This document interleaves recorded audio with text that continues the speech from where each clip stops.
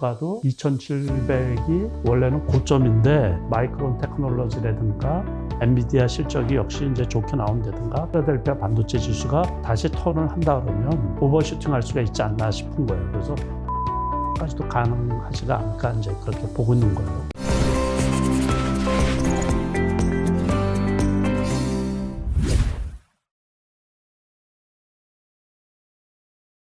네, 안녕하세요. 매경자이언트TV 안국성 기자입니다. 자, 2023년도 벌써 절반이 지나갔습니다.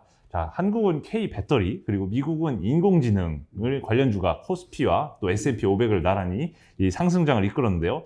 올해 상반기를 찬찬히 정리하면서 올해 하반기 투자 전략 한번 고민해 보는 시간 가져보도록 하겠습니다. 예, 실전에서 검증된 슈퍼개미 투자자이시죠. 남석관 베스트인컴 회장님 모시고 말씀 나눠보겠습니다. 안녕하세요. 네, 안녕하세요. 반갑습니다. 예. 저 회장님께서 작년에 저희 자이언트TV에 출연해 주신 다음에 이 2022년 정말 이 전업투자 인생 처음으로 마이너스 수익률을 기록했다. 이렇게 사실 솔직하게 고백을 해주셨습니다. 이 작년 시장 저도 너무 힘들었는데요. 올해 주식시장은 그래도 상반기 꽤 괜찮았던 것 같습니다. 올해 상반기를 회장께서 좀 복귀하자면 어떤 느낌이 드시나요? 일단은 지수 자체가 많이 올랐죠. 그러니까 연초에 코스피 지수 2200포인트에서 지지난주 정도에 2650포인트까지. 그러면 지수만 따져도 20% 정도 상승을 한 거죠. 그러니까 지금 말씀하신 것처럼 미국의 테슬라하고 엔비디아 대표적으로 그 영향으로 인해 가지고 연초부터 1월, 2월달, 3월달 집중적으로 이제 2차 전지주들이 대세를 이뤘었고, 그 다음에 삼성전자만 하더라도 지난해 10월달 같은 경우 이제 52,000원대까지 떨어졌었는데 7만 원이 넘었죠. 그러니까 7만 2,000원대까지 갔다가 지금 조정 중에 조금, 그래서 7만 원 초반에 머물고 있으니까 대형주들 중에서 2차 전지 쪽하고 일단은 칩 관련주, 반도체 관련주하고 또 기아, 현대차 이런 것들 지수가 올라오면서 큰 사이즈에 있는 것들도 일부 좀 이제 올라간 게 있죠. LG전자라든가 지금 그러면서 미국에서 그동안에 이제 너무 달렸다는 얘기예요. 그러다 보니까 기업 실적보다 조금 오버 슈팅한 게 아니냐 그래가지고 조정 중인 거죠, 지금.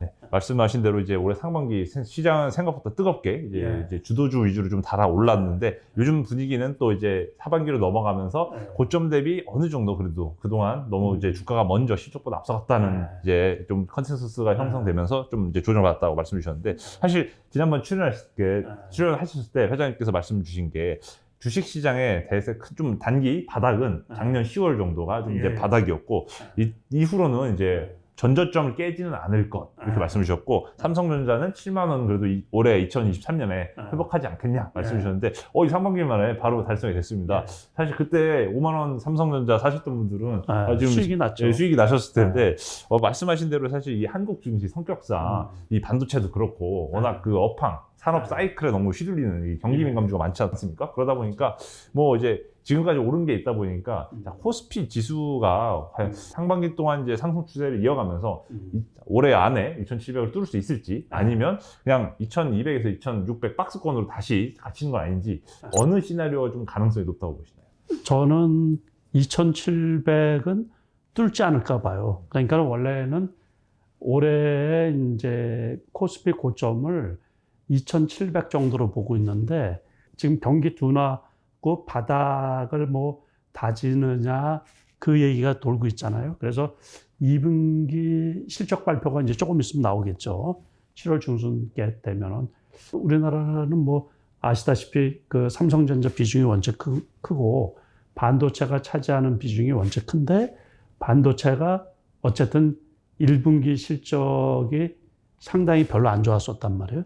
2분기 실적도 대규모 적자로 예상이 되는데 단지 1분기보다 이제 적자폭이 줄어든다든가 그래서 삼성전자 전체 실적이 조금 나아지면 그리고 이제 미국도 역시 마찬가지죠. 미국의 마이크론 테크놀로지라든가 엔비디아 실적이 역시 이제 좋게 나온다든가 필라델피아 반도체 지수가 다시 턴을 한다 그러면 우리 주가도 2,700이 원래는 고점인데 오버슈팅 할 수가 있지 않나 싶은 거예요. 그래서 주식 시장은 항상 그 오버슈팅 하는 게 있잖아요. 언더슈팅 하는 경우도 있고. 그래서 공포가 올 때는 이제 기업 실적보다 더 하락을 한단 말이에요. 추가 하락. 근데 달아오를 때는 확 괜찮다. 그래서 돈 쏠림 현상이라고 그러죠.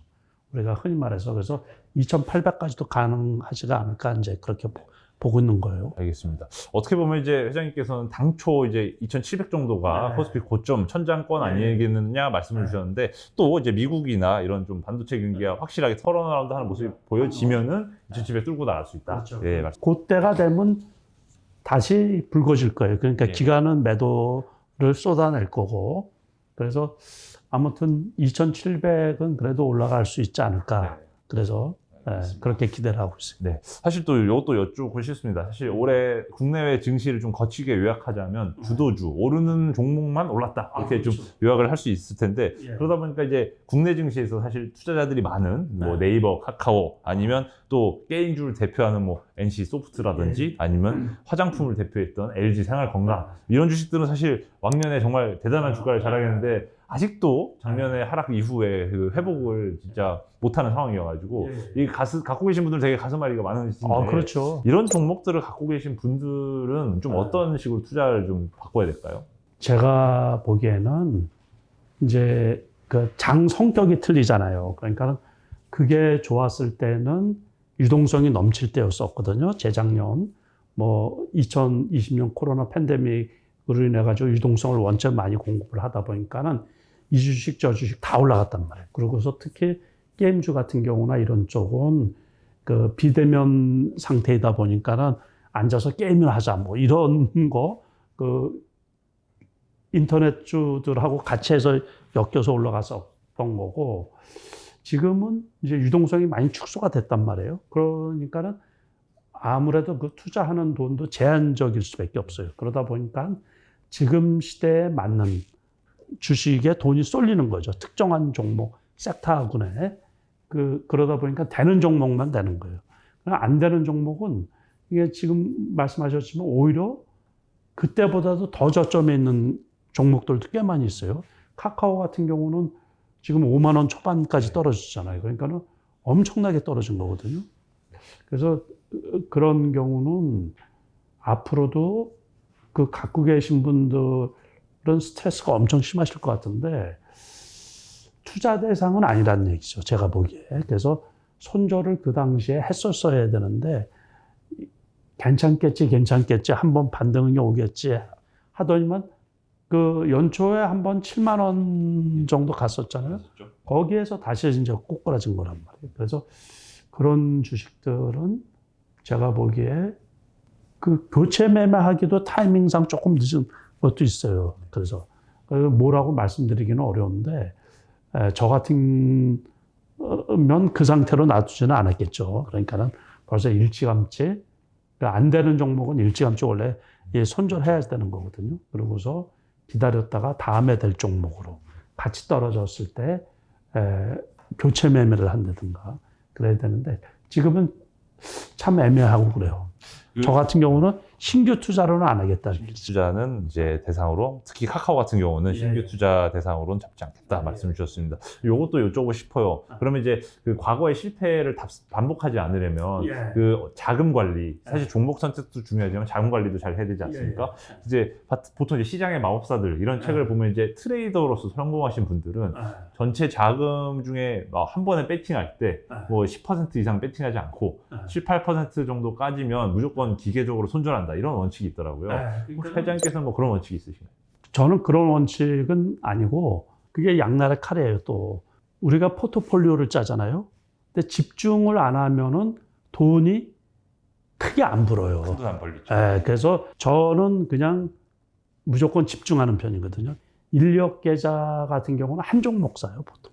1, 2억 정도 있는 계좌로는 한 종목. 예. 단기 매매하는 계좌. 그래서 개인 투자가는 3종목 이상 넘기지 말라 그러거든요. 맞습니다. 그래서 아니다 싶으면 무조건 팔아버리고 매도를 하고 그 대신 이제 이 관리도 중요하지만 그 매수 타이밍이 상당히 중요하거든요.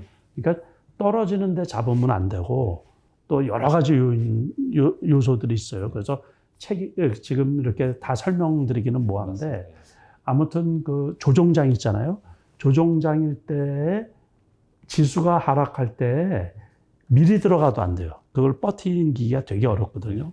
그래서 꼭 그 매수 타이밍 뭐 이런 거 아무튼 좀 복잡한 게 상당히 많아요. 그러니까 본인들 투자자분들의 본인 돈이잖아요. 그래서 손절도 잘해야 되고 일단은 진입할 때가 중요해요. 진입할 때. 그러니까 섣불리 하락한다고 해가지고 아 조정이구나 싶어가지고 이렇게 살면 안 되고 그래서 이제 조정이 시작일 때가 있거든요. 우리가 이 조정이네 해가지고서 많이 떨어졌는데 작년 재작년에 이제 투자자분들이 저 역시 마찬가지지만 애를 가장 많이 먹었던 게 이게 바닥이라고 생각을 했는데 지하실까지 있었잖아요.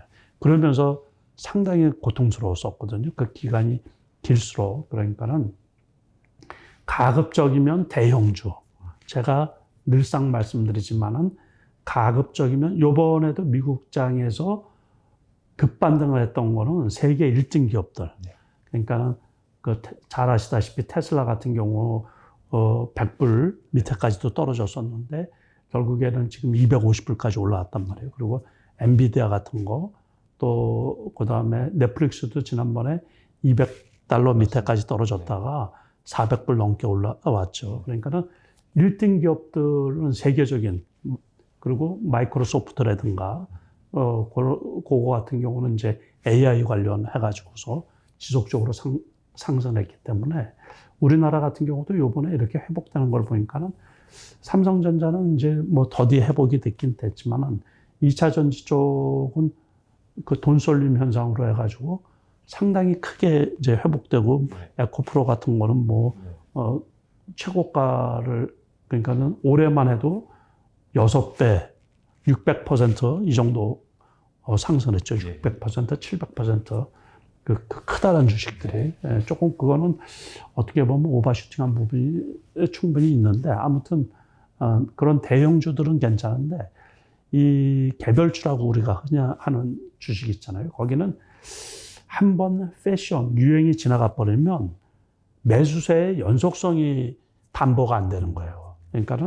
그러니까는 조금씩 계속 빠질 수가 있는 거죠. 우리가 그걸 흘러간다 그러는데 이게 그냥 표류해버리는 시기라고요. 그러다 보면은 그 싸다고 샀는데 진짜로 지하실로 가는 경우가 상당히 많이 있어요. 그래서 철저하게 기관이나 외국인 매수세가 유입될 수 있는 종목들 그런 게 많고 또 얼마 전에 그 이제 주가 조작 그 문제들이 많이 나온 것들이 거의 거래량이 별로 많지 않은 그런 쪽에서 이제 그런 게 많이 나니까는 참 주식 투자하기가 어려워요. 그래서 조금 더 조심들 하셔가지고 그래서 진입을 하되 조심해서 그리고 아니다 싶으면 빨리 매도.